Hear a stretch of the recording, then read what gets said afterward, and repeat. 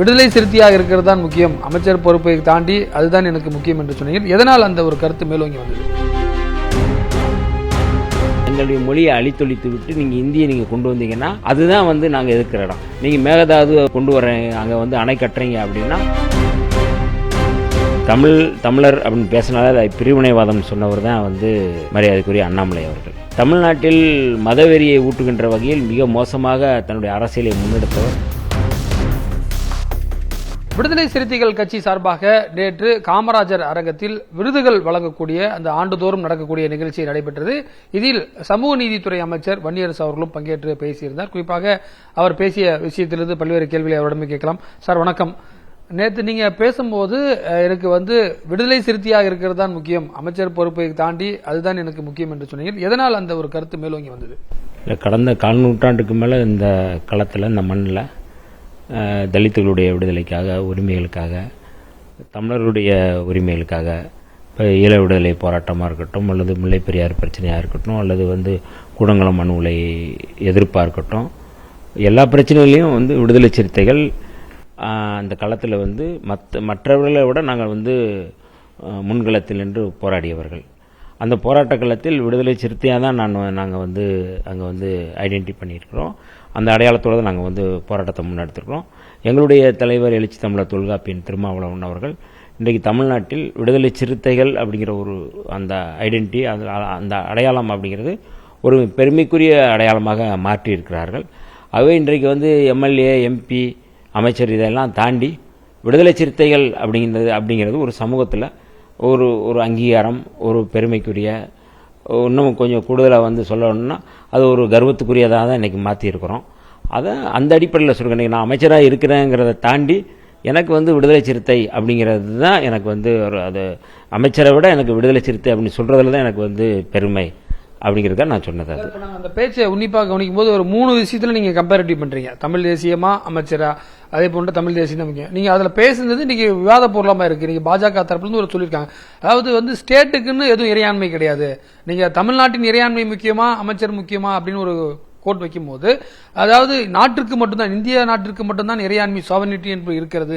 நீங்க தமிழ்நாட்டிற்கு சொல்வது வந்து அரசியல் சாசனத்துக்கு எதிரானது, கவர்னர் நடவடிக்கை எடுக்க வேண்டும் என்றெல்லாம் பாஜக சார்பில் இல்ல. புரட்சியாளர் அம்பேத்கர் வந்து 1956 வந்து அவர் வந்து நவம்பர் 1 மொழி வழி மாநிலம் பிரிக்கும் பொழுது ஒவ்வொரு மாநிலத்துக்கான உரிமை, ஒவ்வொரு மாநிலத்துக்கான அடையாளம், ஒவ்வொரு மாநிலத்துக்கான வளர்ச்சி, இதை வந்து வரையறுக்கிறார். அப்போ ஒவ்வொரு மாநிலம் அப்படிங்கிறது மொழி ரீதியாக தான் நம்ம பார்க்கணும். அப்போ தேசிய இனத்தின் அடையாளமாக தான் நம்ம அதை வந்து பார்க்கணும்.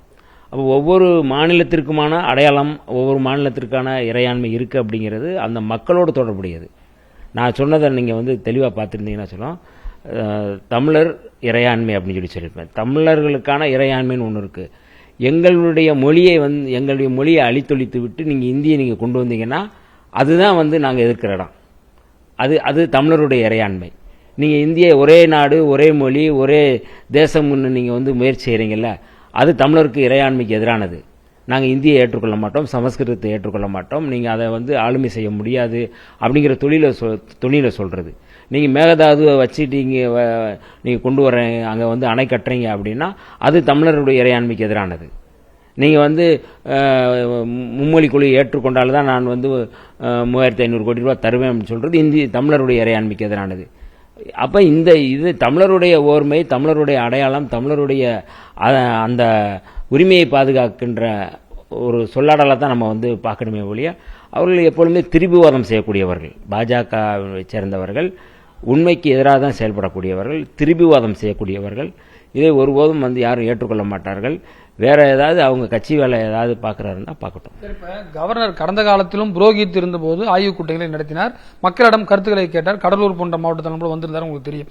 அதே தானே ஒரு கஸ்டோடியல், குறிப்பாக இங்க ஒரு தமிழக மத்திய அரசுடைய பிரதிநிதியாக இங்க வந்து ஹெட் ஆஃப் தி கவர்மெண்டாக இருப்பதாக சொல்றார். மக்களுடைய குறைகளை யார் கேட்டாலும் நல்லது தானே என்ற ஒரு விவாத பொருள் வைக்கிறது. அதற்கு விசிக ஏன் எதிர்ப்பு தெரிவிக்கிறது? அதாவது தமிழ்நாட்டில் 234 தொகுதி, இந்த தொகுதியில் சட்டமன்ற உறுப்பினர்கள் வந்து போட்டிட்டு வெற்றி பெற்றிருக்கிறார்கள். அவங்க வந்து ஒவ்வொரு தொகுதியிலையும் அந்த தொகுதி மக்களுடைய பிரதிநிதிகள் வாக்கு கேட்கும் பொழுது, நான் இந்த தொகுதிக்கு வந்து வெற்றி பெற்றால் நான் என்னென்ன செய்வேன், வீட்டுமனை பட்டாவா நான் கொடுப்போம், நீங்கள் உங்களுடைய கோரிக்கைகள் நான் தீர்ப்பேன் அல்லது வந்து நீங்கள் வந்து கால்வாய் பிரச்சனை, தண்ணீர் பிரச்சனை, அல்லது வந்து வேலை பிரச்சனை, இப்படி வந்து ஒவ்வொரு பகுதியிலையும் வந்து வேலை பிரச்சனைகள் நிறையா தொகுதியில் இருக்குது. இப்போ நான் திண்டிவனம் தொகுதியில் நான் வந்து போட்டியிட்டு வெற்றி பெற்றிருக்கிறேன். என்னுடைய தொகுதி மக்கள் வந்து நிறைய கோரிக்கைகள் வச்சுருக்கிறாங்க. உதாரணத்துக்கு வந்து அன்னை இந்திரா காந்தி அம்மா பேருந்து நிலையம் இருக்குது. அந்த பேருந்து நிலையத்திலிருந்து உள்ளே போகிறதற்கான ஒரு கட் சர்வீஸ் பேருந்து வேணும்னு வெளியே என்கிட்ட கேட்குறாங்க. இந்த கோரிக்கையை நான் செய்ய முடியுமா, அவர் செய்ய முடியுமா? ஒரு உதாரணத்துக்கு சொல்கிறேன்னா, 234 தொகுதியில் மக்கள் சார்பாக மக்களுடைய பிரதிநிதிகள் தேர்ந்தெடுக்கப்பட்டிருக்கோம். இப்போ இவர் எந்த தொகுதியில் போய் அவர் வந்து மனு வாங்கி எந்த தொகுதியில் போய் வேலை வைக்க முடியும்? தமிழ்நாட்டில் நீங்கள் அந்தந்த தொகுதி சட்டமன்ற உறுப்பினருக்காக, நாடாளுமன்ற உறுப்பினருக்காக மக்களுடைய பிரதிநிதிகள் எங்ககிட்ட வந்து மனைப்பட்டா கேட்குறாங்க, எங்ககிட்ட சுடுகாடு பாதை வேணும்னு கேட்குறாங்க. அதை நாங்கள் வந்து மாண்புமிகு முதல்வர் அவர்கள் கவனத்துக்கு கொண்டு வரோம். எங்கள் தொகுதிக்கு ஒதுக்கப்படுகிற நிதியின் மூலமாக நாங்கள் வந்து அங்கே வந்து அந்த பிரச்சனையை வந்து தீர்க்கிறோம், சொல்கிறோம். இன்றைக்கி வந்து பல இடங்கள் அதை நாங்கள் தீர்த்து கொண்டு இருக்கின்றோம். பழங்குடி மக்களுக்கான சாதி சான்றிதழ் குறித்து நாங்கள் வந்து பேசுகிறோம், அதை நாங்கள் வந்து கொடுக்குறோம். அது எங்களுக்கு கொடுக்கப்பட்ட உரிமை. நீங்கள் ஆளுநர்கிட்ட மனு கொடுக்குறாங்க, உதாரணத்துக்கு மனைப்பட்டா வேணும்னு கொடுக்குறாரு, எங்கே கொடுப்பாரு? கோவாவில் போய் கொடுப்பாரா? இது வந்து புரட்சியாளர் அம்பேத்கர் யாத்து கொடுத்த அரசியலமைப்பு சட்டத்துக்கு எதிராக அவர் செயல்படுகிறார். மக்கள் பிரதிநிதித்துவ சட்டத்துக்கு எதிராக செயல்படுகின்றார். இன்றைக்கு வந்து மக்களால் தேர்ந்தெடுக்கப்பட்ட ஒரு அரசு இருக்கின்றது. மாண்புமிகு முதல்வர் அவர்கள் ஒரு ஆளுமையோடு இங்கே வந்து ஆட்சி புரிந்து கொண்டிருக்கிறார். அதை சீர்குலைப்பதற்காக ஒரு இணை அரசை உருவாக்க முயற்சி செய்கிறார். இது அரசியலமைப்பு சட்டத்துக்கு எதிரானது மட்டுமல்ல, அரசியலமைப்பு சட்டத்துக்கு ஆளுநர் துரோகம் செய்கிறார் என்பதைத்தான் நாம் பார்க்க முடியும். வட அமெரிக்க தமிழ் சங்க நிகழ்ச்சியில் அண்ணாமலை பேசும்போது தமிழர்களை வந்து சிறிய வட்டத்திற்குள்ள இஸ்லாமியர்கள், கிறிஸ்துவர்கள் என்று சிறிய வட்டத்திற்குள்ள தமிழர் வட்டம் என்று பாருங்கள் என்ற ஒரு கருத்தை அவர் செக்குலரிசம் நோக்கி முன்னேறி வருகிறார். இதை உங்களுக்கு போட்டியாக இருக்குமா? ஏன்னா நீங்க வந்து ஏற்கனவே ஒரு மதசார்பற்ற ஒரு போட்டியில நீங்க இருக்கீங்க, அவரும் வந்து உங்களுக்கு காம்படிட்டரா பாக்குறீங்களா? அதாவது அவர் பாரதிய ஜனதா கட்சியில் மாநில தலைவராக இங்கே இருந்தார். அவர் அந்த மாநில தலைவராக இருந்தபோது என்னென்ன பேசினாருங்கிறது இன்றைக்கி நீங்கள் எடுத்து போடலாம், அது ஒன்றும் பிரச்சனை இல்லை. தமிழர் அப்படின்னு பேசினாலே அது பிரிவினைவாதம் சொன்னவர் தான் வந்து மரியாதைக்குரிய அண்ணாமலை அவர்கள். நான் கர்நாடகா சேர்ந்தவன் என்று சொல்வதை நான் பெருமை கொள்கிறேன் என்று சொன்னவர் தான் மரியாதைக்குரிய அண்ணாமலை அவர்கள். தமிழ்நாட்டில் மதவெறியை ஊட்டுகின்ற வகையில் மிக மோசமாக தன்னுடைய அரசியலை முன்னெடுத்தவர் அண்ணாமலை அவர்கள். மைக்கேல்பட்டி லாவண்யாவுடைய அந்த தற்கொலை வழக்கை கட்டாய மதமாற்றத்தின் பேரில் தான் நடந்துச்சு அப்படின்னு சொல்லி மிக மோசமாக அதை வைத்து ஒரு மலிவான அரசியல் செய்தவர் தான் அண்ணாமலை. அது இன்றைக்கு வந்து உயர்நீதிமன்றமே வந்து அது வந்து கட்டாய மதமாற்றத்தின் அடிப்படையில் செயல்படலை அப்படிங்கிறத வந்து உயர்நீதிமன்றம் தீர்ப்பு சொன்ன பிறகும் கூட இன்றைக்கும் அவர் போட்ட பதிவை எடுக்காமல் இந்த மக்களுக்கு எதிராக செயல்பட்டு கொண்டிருப்பவர் தான் அண்ணாமலை அவர்கள். பாரதிய ஜனதா கட்சியினுடைய உத்திகளில் இன்றைக்கி வந்து மதம் குறித்து, மதவாதம் குறித்து அந்த ஐடென்டிட்டியோடு வந்து தமிழ்நாட்டில் வந்து எதுவுமே வெல்ல முடியாது, எதுவும் ஜெயிக்க முடியாது அப்படிங்கிறத தெரிஞ்சுக்கிட்டதுனால இன்னொரு வகையில் வந்து அண்ணாமலையை வந்து உள்ளே கொண்டு வேற ஒரு வழியில் அல்லது மாறுவேடம் போட்டுட்டு, நீங்கள் வந்து வடிவேல் ஒரு படத்தில் சொல்லுவார்ல, எல்லாத்தையும் நீ சொன்னப்பா ஆனால் கொண்டையை மறைக்கலன்னு சொல்லி சொல்லுவார்ல, அப்படி வந்து இன்னும் அவர் கொண்டையை மறைக்க முடியாமல் தான் அவர் வந்து இருக்கிறாரு. இது வந்து இந்தியா முழுக்க பாரதிய ஜனதா கட்சி பல்வேறு உத்திகளை கையாளுது. உதாரணத்துக்கு வந்து 1998, 2001 வரை குஜராத்தில் வந்து முதல்வராக இருந்தவர் கேசுபாய் பட்டேல், உங்களுக்கு தெரியும்.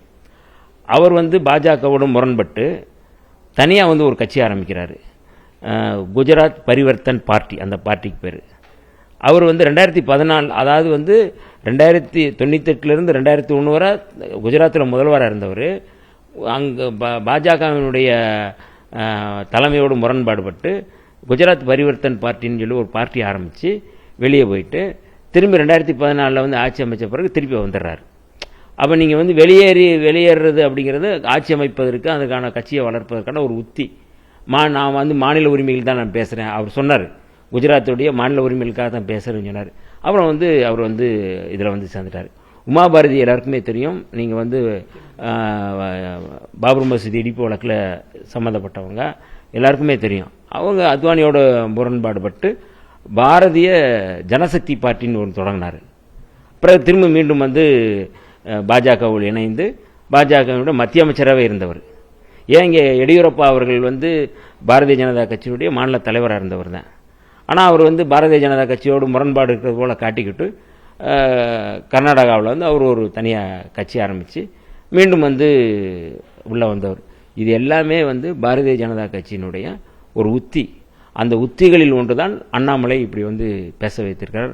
மத சார்பின்மைன்னு பேசுறது, தமிழர் அப்படிங்கிறது பேசுறது, தமிழ்நாட்டில் அதுதான் இனி எடுபடும் அப்படிங்கிறத அவர் வந்து புரிந்து கொண்டார். அப்படி புரிந்து கொண்டமைக்காக அவருக்கு வந்து தமிழ்நாட்டில் பாரதிய ஜனதா கட்சியினுடைய எந்த அரசியலும் எடுபடாது, தமிழர் உரிமை பேசுகின்ற இயக்கங்களுக்கு தான் இங்கே அடையாளம் இருக்குது, அதுக்கான மதிப்பு இருக்குங்கிறத அவர் புரிந்து கொண்டமைக்கு அவருக்கு நாங்கள் வந்து நன்றி சொல்கிறோம். விடுதலை சிறுத்தைகள் கேட்கிற இடத்திலிருந்து தற்போது சட்டம் இயற்றும் இடத்திற்கு வரை வந்திருக்கிறீர்கள்.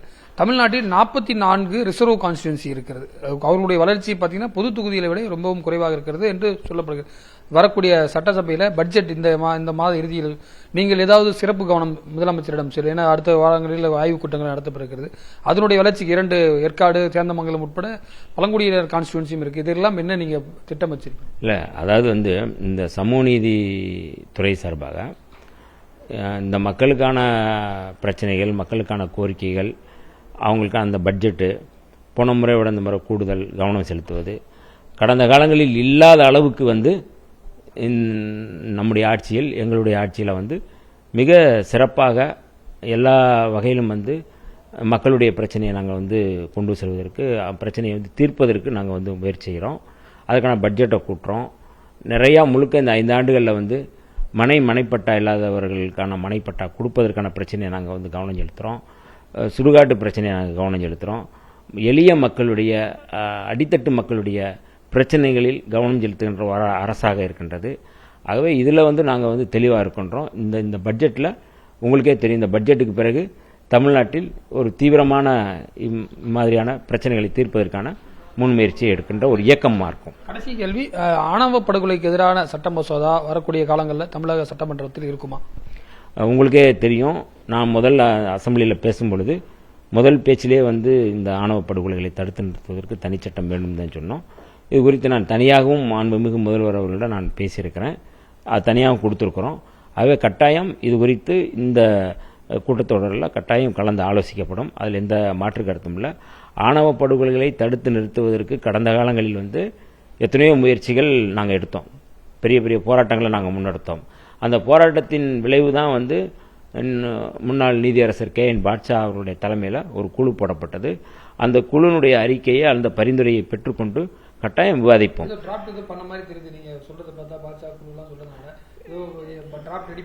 இல்லை, அவர் வந்து ரெடி பண்ணிட்டு இருக்கிறாரு. அவருக்கு கொஞ்சம் கூடுதல் நாட்கள் தேவைன்னு சொல்லியிருக்கிறாரு.